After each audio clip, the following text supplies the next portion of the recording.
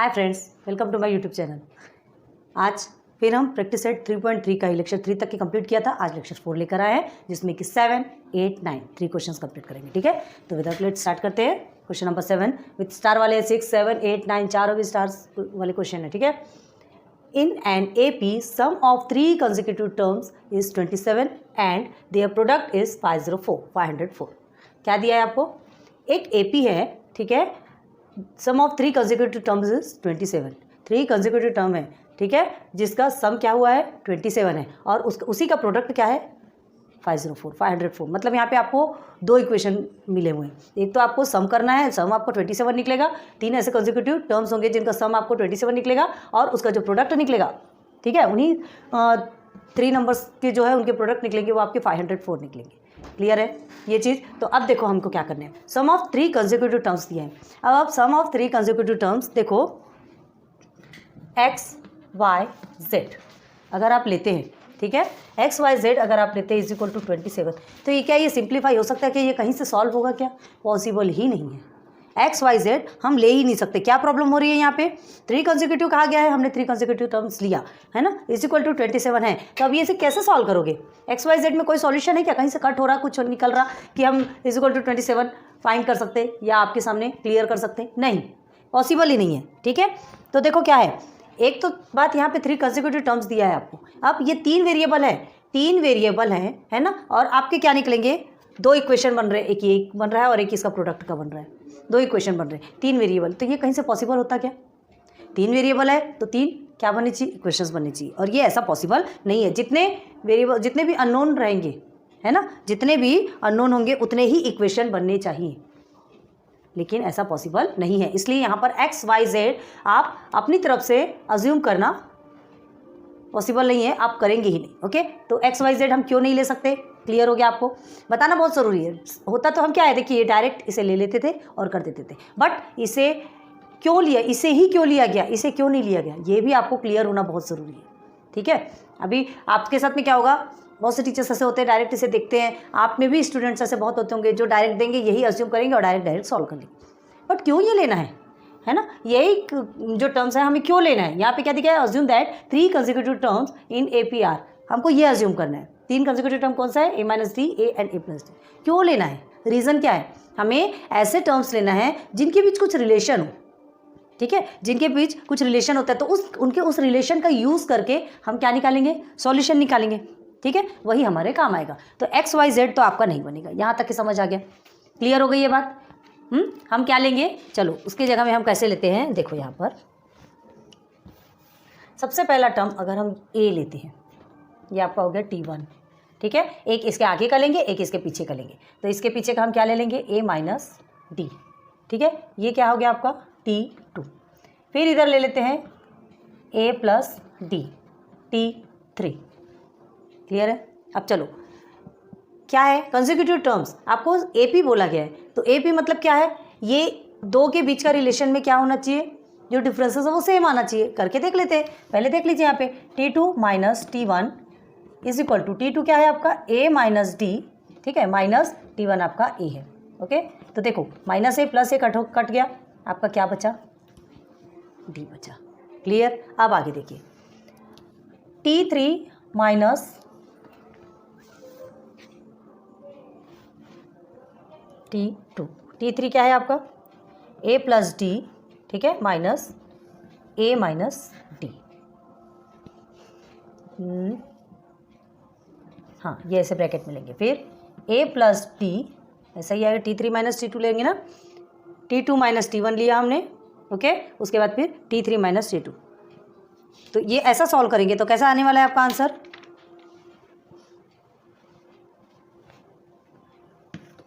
+D, okay, minus T3 okay sorry, हमने क्या किया, ये T2 लिया ना, T2 आपका A रहेगा। जस्ट अ मिनट, हमने यहाँ से ऐसा लिया था,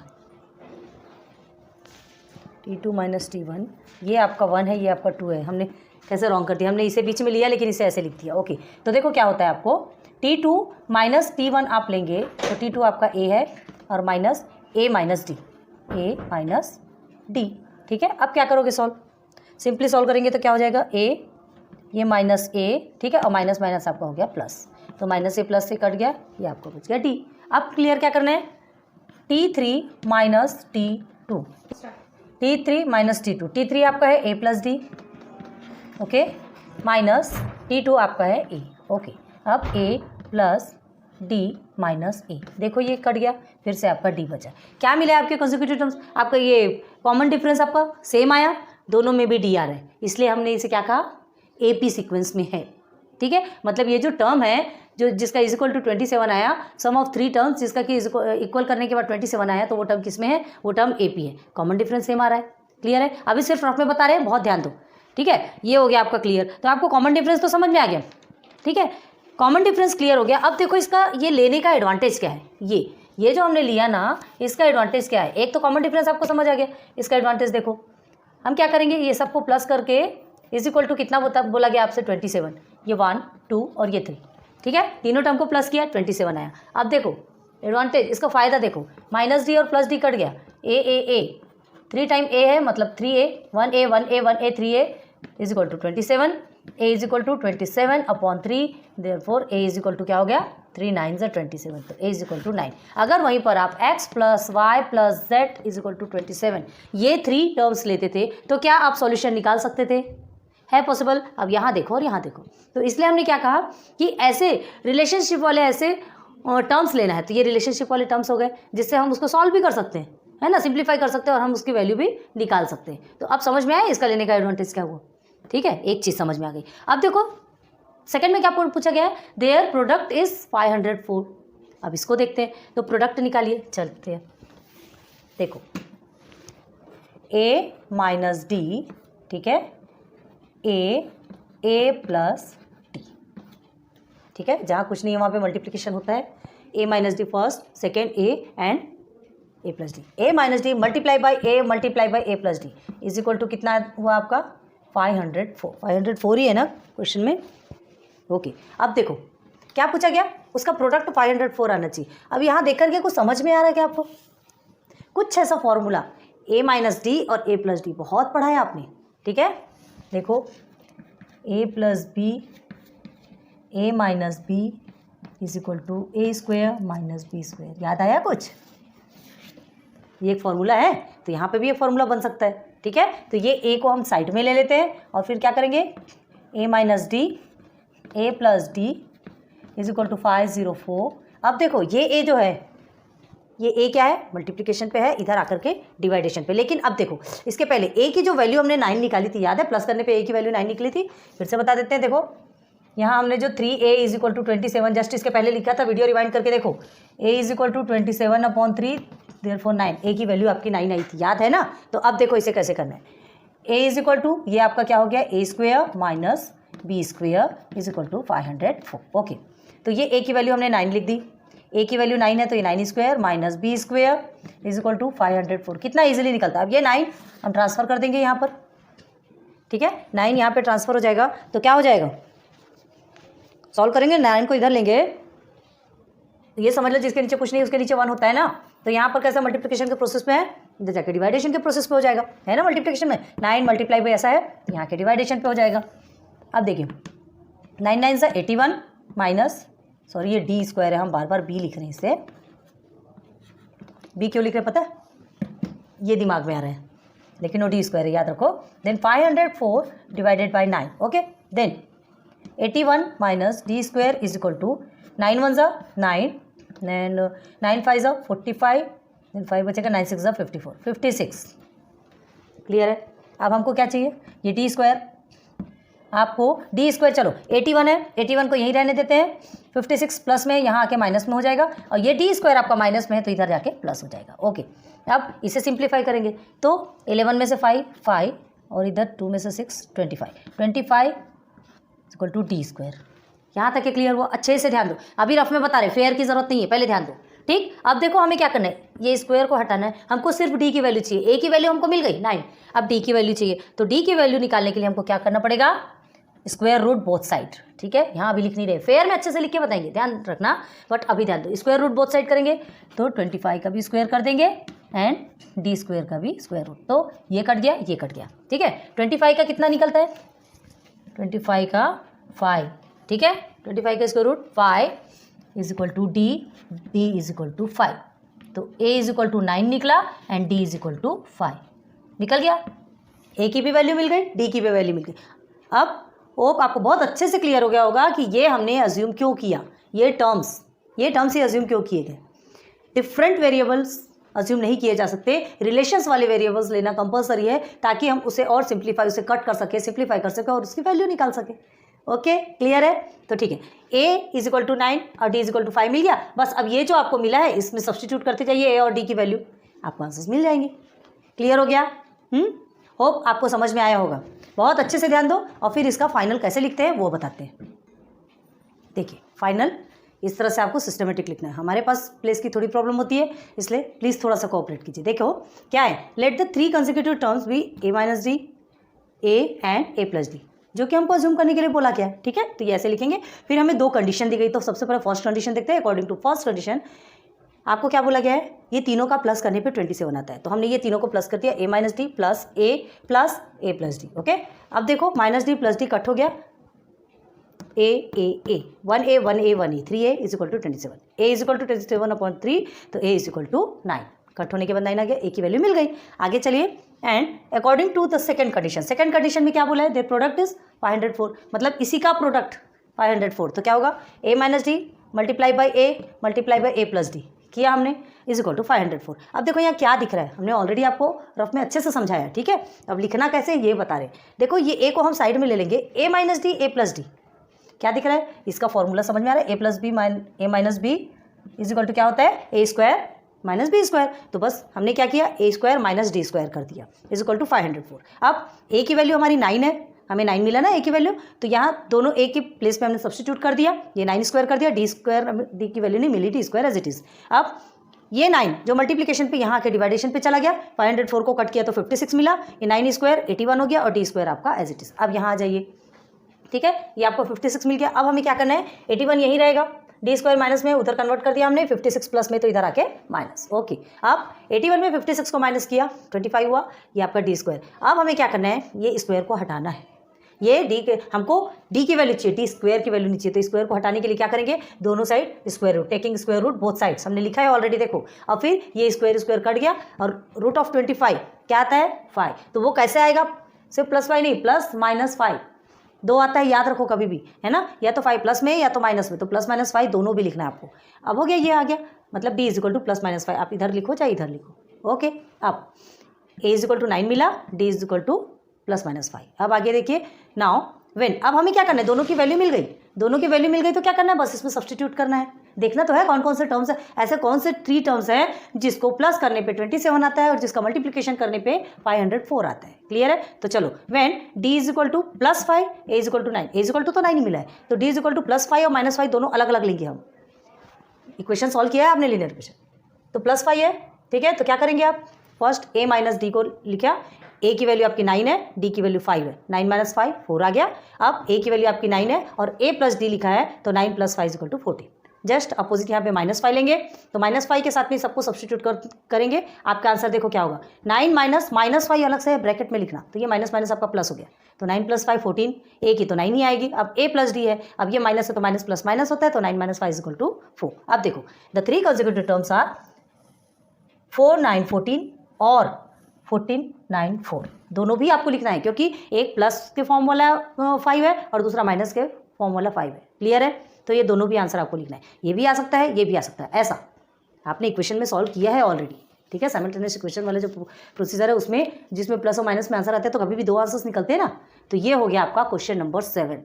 इसलिए IMPA बहुत ज़्यादा समझना ज़रूरी है कि ये हमने अज्यूम क्यों किया, ये तो हमने आपको समझा दिया, और रिलेशन वाला अज्यूम करने के बाद हमने इसका आंसर्स कैसे निकाला, वो टर्म्स कैसे निकाले। क्लियर है? एक बार अच्छे से देख लीजिए, नोट डाउन कीजिए, वीडियो पॉज करके समझ लीजिए। चलिए नेक्स्ट क्वेश्चन पे चलते हैं, question number 8 with star. Find 4 consecutive terms in an AP। ठीक है, अब आपको 4 कंसेक्यूटिव टर्म्स आपको फाइंड करना है जो कि AP में है। AP इन द सेंस जिसमें कि सेम डिफरेंसेस होते हैं, जो 2 के बीच का डिफरेंस है वो सेम होता है, कांस्टेंट नंबर। ठीक है, हुज सम इज 12, जिसका सम करने पे क्या आएगा 12 आएगा। मतलब 4 ऐसे कंसेक्यूटिव टर्म्स हैं, ये 1 2 3 एंड 4, ठीक है। इसका सम करने पे क्या आने वाला है 12, ठीक है। प्लस प्लस प्लस, ये 4 कंसेक्यूटिव टर्म्स का प्लस करने पे क्या आएगा 12 आएगा, okay. And sum of third and fourth, ये जो थर्ड वाला है और ये फोर्थ वाला है, इसका सम है ना इज 14, इसका आंसर आएगा 14। मतलब आपको 2 कंडीशन दी गई है, this is your first condition, this is your second condition. समझ में आ रहा है? क्वेश्चन नंबर 7 में ऑलरेडी हमने आपको अच्छे से करा है, बहुत बेसिक से समझाया है, ठीक है। अब देखो यहाँ पे क्या दिया रहा है, यहाँ भी आप क्या है, assume the 4 consecutive terms in AP are, मतलब ये जो एपी में जो 4 कंसेक्यूटिव टर्म है वो आपको क्या अज्यूम करना है, a minus D, second A, third A plus D and fourth A plus 2d। क्यों? हम P Q R और S ये 4 टर्म इज इक्वल टू 12, ये क्यों नहीं अज्यूम कर सकते? ये भी अज्यूम कर सकते हैं, कर सकते हैं। देखो P Q R S total different letters हैं। अब आप इसको कुछ सॉल्व कर सकते हैं क्या? कुछ सॉल्यूशन निकलेगा क्या इसका? हाँ, हमको क्या करना है, 4 कंसेक्यूटिव टर्म्स फाइंड करना है। तो इसमें क्या कंसेक्यूटिव टर्म्स फाइंड करने वाले, P Q R S चारों भी डिफरेंट लेटर है ना। तो ये जो वेरिएबल्स है डिफरेंट है, इसमें हम ना तो उसमें कुछ कट कर सकते हैं और ना ही कोई अदर वर्क कर सकते। तो आप इस तरह से नहीं ले सकते, हमें ऐसे टर्म्स लेना है जिसके बीच कुछ ना कुछ रिलेशंस होते हैं और वो रिलेशंस जिसके कारण हम उसे कुछ कट करके और सिंप्लीफाई करते जाते हैं एंड एंड में हमारा आंसर आता है। भाई हमको ए की वैल्यू चाहिए, हमको डी की वैल्यू चाहिए। ए इन द सेंस हमको फर्स्ट टर्म चाहिए एंड डी की वैल्यू जो कॉमन डिस्टेंस है उनके बीच में, कॉमन डिफरेंस है उनके बीच में, वो चाहिए। तो ये दोनों चाहिए, तो पी क्यू आर एस लोगे तो कहाँ से डिफरेंसेस मिलने वाले हैं आपको? क्लियर है? तो चलो, इसलिए पहले ही आपको ये बता दिया गया है कि आपको ये टर्म लेना है ना, ताकि आपको कंफ्यूजन नहीं होना चाहिए, ओके। तो चलो, अब क्या बोला, ये हो गया। अब इसे लेकर के देखते हैं, अगर हमने a माइनस डी, अभी रफ में बता रहे हैं, फेयर करने की ज़रूरत नहीं है, a minus D plus A plus D plus A plus 2d is equal to 12 लिया हमने। चलो, अब इसे और क्या कर सकते हैं, इसे देखो, a माइनस डी और ये प्लस डी, माइनस और प्लस आपका कट हो गया, 1 2 3 4 a आपका बचा है ना। सबके आगे 1 1 होता है, जिसके आगे कुछ नहीं उसके आगे 1 होता है ना। तो ये 4 हो गया और ये हो गया आपका 2d इज इक्वल टू 12। अब इसमें और कुछ क्लियर हो सकता है, ध्यान दो, दोनों भी इवन नंबर है, 2 कॉमन निकल सकता है, 2a plus d is equal to 12। ये 2 मल्टीप्लीकेशन पे, डिवाइडेशन पे चला जाएगा, 2a plus d is equal to 12 upon 2, 2a plus d is equal to 6। क्यों आया 6? 2 1 2, 2 6 12 आया ना। तो ये 2a plus D is equal to 6, ये आपका क्या निकलेगा, पहला इक्वेशन निकलेगा, ठीक है। तो ये फर्स्ट कंडीशन जो हमसे पूछा गया था, जो फर्स्ट कंडीशन हमको सॉल्व करना था, जिसका सम 12 आता है, तो उससे हमने एक इक्वेशन बना लिया। अब सेकंड कंडीशन देखते हैं। Second condition, third and fourth term जो है वो किसके इक्वल है, 14 के इक्वल। मतलब दोनों का जब प्लस किया जाएगा ना, तब आपको 14 मिलेगा, ठीक है, थर्ड एंड फोर्थ। तो खाली थर्ड और फोर्थ को लेते, थर्ड a प्लस डी है एंड a प्लस 2d है। देखते हैं क्या निकलता है इसमें, ठीक है। a प्लस डी है ना, plus a plus 2d is equal to, side में लिखे क्या, आपको समझ में नहीं आएगा, चलो इधर आ जाओ। अभी सेकेंड कंडीशन में देख रहे हैं हम, ये थर्ड वाला आपका a प्लस डी है, यहाँ क्या पूछा, third and fourth a plus D, इसे प्लस करना है a प्लस 2d से। ये किसके इक्वल है, 14 के। ये दोनों का प्लस करने पे ही आपको 14 आता है, क्लियर है। अब यहाँ क्या कर सकते हो, 2 टाइम्स a है तो 2a, 3 टाइम्स d है, ये 2 टाइम्स है और ये 1 टाइम्स है ना, तो 3d, ओके। 3d, ये आज की जनरेशन की मीनिंग नहीं निकाल लेना, ठीक है, okay. 2a plus 3d is equal to 14। तो ये आपका क्या निकलेगा, सेकेंड इक्वेशन। अब इसको और सॉल्व कर सकते हो क्या, बताओ, और पॉसिबल है इसको सॉल्व करना? नहीं। तो बस ये आपका सेकेंड इक्वेशन बन गया, ये आपका फर्स्ट इक्वेशन बन गया, ओके। बस ये दोनों को क्या करना है, सबट्रैक्ट करना है, वैल्यू निकालना है। एक वैल्यू निकलेगी, अगर a की वैल्यू निकलती है तो उसको सब्स्टिट्यूट करके फिर d की वैल्यू निकालो, या d की वैल्यू निकलती है तो सब्स्टिट्यूट दूसरे इक्वेशन पे सब्स्टिट्यूट करके a की वैल्यू निकालोगे, ओके। और जो भी आपको a और d की जब वैल्यू मिल जाएगी तो बस ये चारों टर्म में उसे क्या कर देना है, उस वैल्यू को सब्स्टिट्यूट करना है, आपके 4 टर्म आपके सामने होंगे। क्लियर है? होप आपको बहुत अच्छे से समझ में आ रहा होगा जो भी हम समझा रहे हैं। इसके पहले के टर्म में हमने आपको बहुत इजीली समझाया है ना, क्वेश्चन नंबर 7 में, एंड क्वेश्चन नंबर 8 में भी आपको पूरा डिटेल में समझाया। ये चीज़ें समझ में आ गई। अभी लिखना कैसे वो हम बाद में बताएंगे, पहले आपको ये ध्यान देना है कि आपको करना क्या है। बस इतना ध्यान दो कि यहाँ पे भी आपको 2 कंडीशन मिली हुई है। एक कंडीशन की चारों का प्लस करने पे 12 आता है, एंड सेकंड कंडीशन की 2 का plus, third and fourth term को प्लस करने पे आपका 14 आता है। क्लियर है? हो गया क्लियर? तो चलेंगे फिर फिनाले टच देना है, कैसे लिखना है पहले एक बार आप अच्छे से चेक कर लीजिए, माइंड में सेट कीजिए, फिर हम इसका फाइनल कैसे लिखना है ये बताते हैं। ओके, तो देखिए सॉल्यूशन ऐसा आएगा। थोड़ा एडजस्ट करते चलिए ना। देखो इधर सॉल्यूशन 4 कंसेक्यूटिव टर्म्स जो कि एपी में है, जिसके प्लस करने पे क्या होता है 12 आता है। तो क्या किया हमने, a minus D plus A plus D plus A plus 2d is equal to 12, यही आएगा। माइनस डी और प्लस डी कट हो गया, 4a plus 2d is equal to 12 हो गया। और सिंप्लीफाई किया, इवन नंबर है तो आपका 2 निकल गया, 2a प्लस डी। अब ये 2 मल्टीप्लीकेशन पे इधर जाके डिवाइडेशन पे हो गया, तो 12/2 हुआ तो 6 हो गया। तो 2a plus D is equal to 6, ये हमारा फर्स्ट निकल गया इक्वेशन। क्लियर है? Okay, according to first condition clear. अब देखो according to the second condition में क्या कहा गया था आपसे कि थर्ड एंड फोर्थ का प्लस करने पे 14 आता है। ठीक है, तो देखो a plus D third condition plus a plus 2d किया हमने, तो यहाँ 2a प्लस 3d कटने का कोई चांस नहीं है, सीधे सीधे हमने सिंप्लीफाई किया इज इक्वल टू 14। तो ये आपका सेकंड कंडीशन, क्योंकि यहाँ पे कुछ आप कॉमन तो नहीं निकाल सकते, 2 और 3 में क्या कॉमन निकालने वाले हो, है ना। तो अब देखो नाउ सब्ट्रैक्टिंग इक्वेशन 1 फ्रॉम 2। अब देखो क्या करना है, सीक्वेंस देखो, पहले ये 6 है, ये 14 है। ठीक है, तो ये जो बड़े नंबर है इसको हम ऊपर रख लेते हैं, छोटे नंबर को नीचे। तो क्या रहेंगे, सब्ट्रैक्टिंग इक्वेशन 1 फ्रॉम 2, तो ये 2 वाला ऊपर रहेगा और उसके बाद ये नीचे रहेगा। आप उल्टा भी रख सकते हो, आंसर आपके सेम आना है, आंसर में प्रॉब्लम नहीं है। ठीक है, अब देखो क्या करोगे, ये 2a तो आपका कट हो जाएगा, 3d में से d माइनस गया तो 2d बचेगा, 14 में 6 माइनस गया 8 बचेगा। और सिंप्लीफाई करोगे, 2 इधर डिवाइडेशन पे आ जाएगा या मल्टीप्लिकेशन पे, तो 8 के साथ में डिवाइड होकर क्या हो जाएगा ये 4, तो d इज इक्वल टू 4 मिल गया आपको, एक की वैल्यू मिल गई d की। अब सेकंड वैल्यू निकालना है, तो क्या करेंगे, इक्वेशन 1 में हम सब्सटीट्यूट कर देंगे, d इज इक्वल टू 4 में, 1 में करो 2 में करो, आपकी मर्जी, आंसर वही आना है। ठीक है, तो चलो इक्वेशन 1 में कर दिए तो हमको क्या मिलता है, 2a plus D is equal to 6, ये हमारा इक्वेशन है। सबसे पहले तो इक्वेशन लिखोगे, डायरेक्ट सब्सटीट्यूट नहीं करोगे। ठीक है, अब देखो ये d के प्लेस में हमने 4 रख दिया, 2a इज इक्वल टू 4 इधर चला गया तो इसके साथ में माइनस होकर 2 बना। अब उसके बाद ये 2 मल्टीप्लिकेशन पे तो डिवाइडेशन पे चला गया, 2 divided by 2 is equal to 1, 2 को 2 से डिवाइड करोगे 2 1 2। ओके, तो इज इक्वल टू 1, हमको a की वैल्यू भी मिल गई, अब d की वैल्यू मिली, a की वैल्यू मिली, दोनों मिल गई। अब 4 कंसेक्यूटिव टर्म्स आपको निकालना है, तो 1 2 3 4 ये 4 कंसेक्यूटिव टर्म्स है। आपको नंबर लिखना है, नंबर भी लिख सकते हो, थोड़ा सा स्पेस बना के करते हैं, 1 2 3 एंड दिस इज 4। ठीक है, तो ये आपका 4 consecutive terms. a minus D पहला था तो वैल्यू सब्सटीट्यूट किया, 1 माइनस 4 तो माइनस 3 आएगा, बड़े डिजिट के आगे माइनस है, a इज इक्वल टू 1 ही आएगा, सिंपल a ही है ना, d तो है ही नहीं। a plus D 1 plus 4 5, a plus 2d 1 plus 2d है, मतलब यहाँ पे मल्टीप्लिकेशन है तो 2 के साथ में 4 का मल्टीप्लिकेशन होगा क्योंकि d की वैल्यू 4 है। ओके, तो 2 4 8 हो गया, अब 1 प्लस 8 इज इक्वल टू 9। क्या निकला 4 terms, -3 1 5 and 9, final answer. Clear हो गया?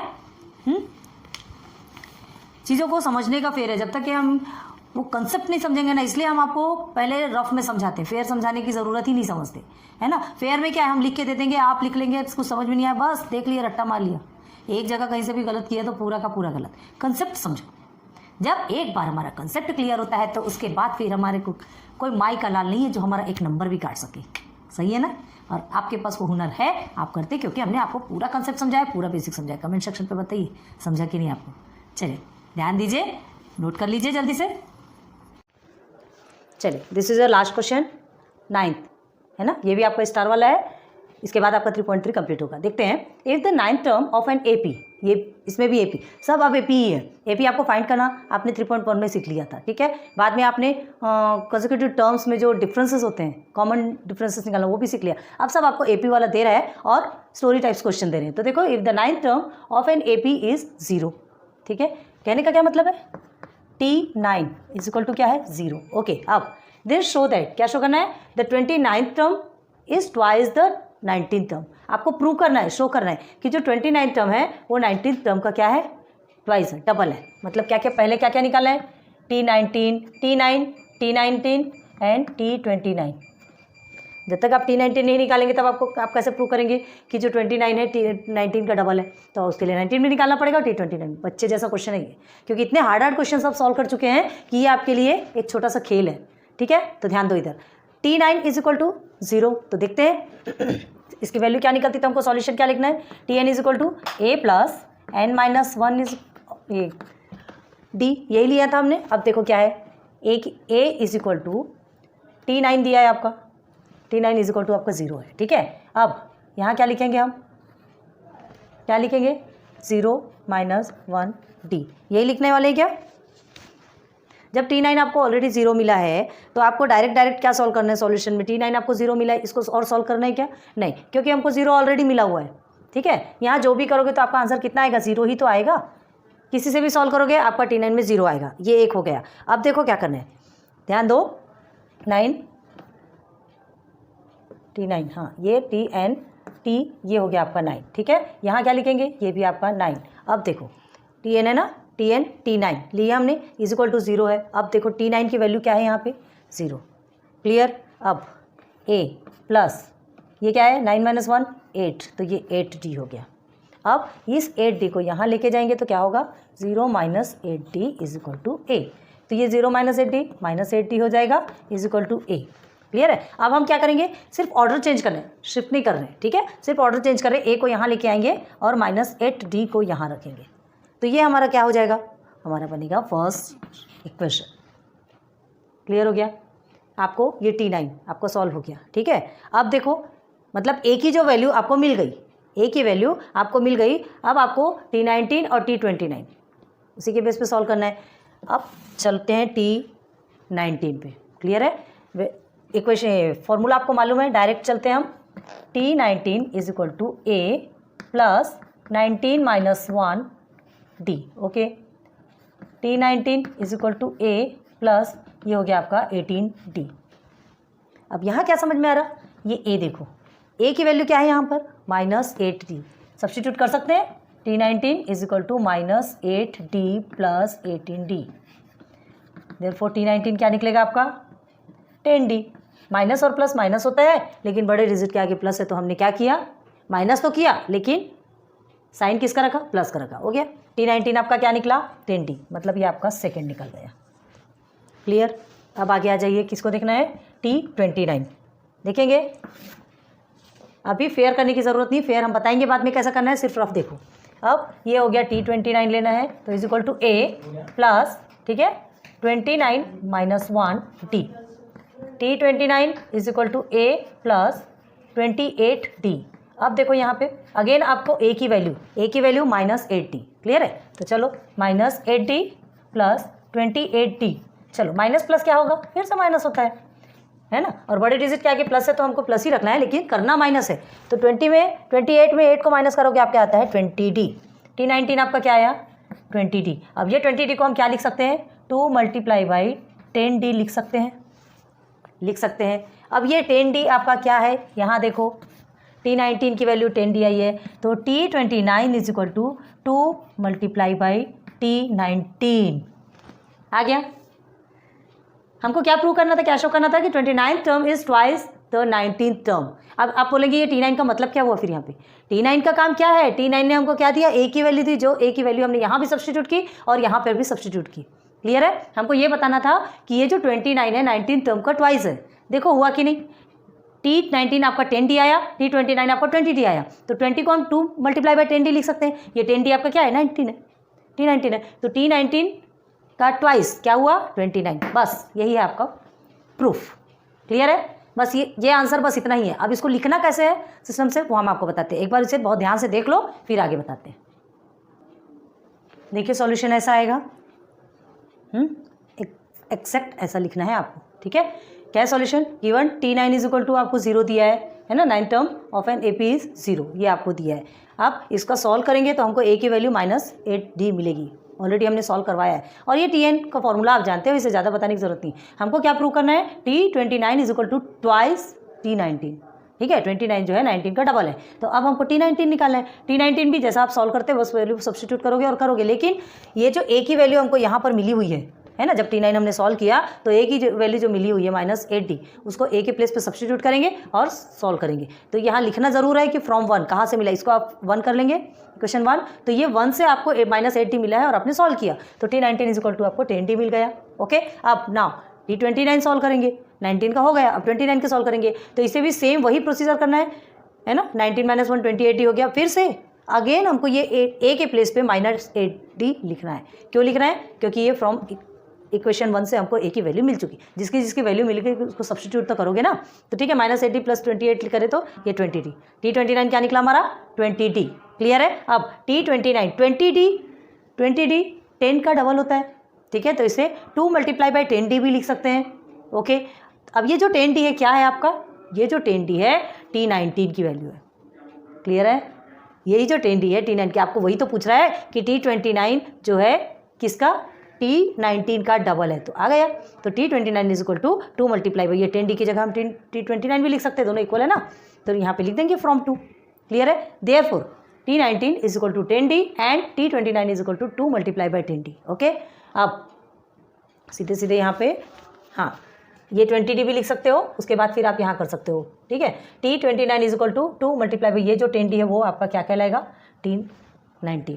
क्लियर है। अब T29 = 2T19 प्रूव्ड, यही हमको प्रूव करना था बस। आपको क्या लिखा है, show that the 29th term is twice the 19th term. Okay, prove हो गया, the 29th term is twice the 19th term. Clear.